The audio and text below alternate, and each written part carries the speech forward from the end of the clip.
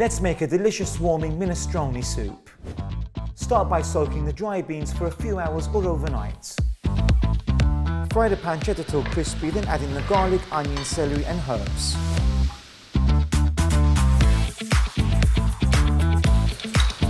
Add in the tomato paste, salt and pepper and beans and cook for 1 minute. Next add in the polpa, stock and cook down for 35 minutes.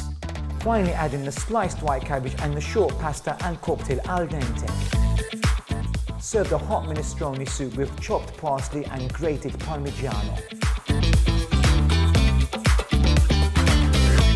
Delicious minestrone soup with Parmigiano and warm crusty bread. Give it a try.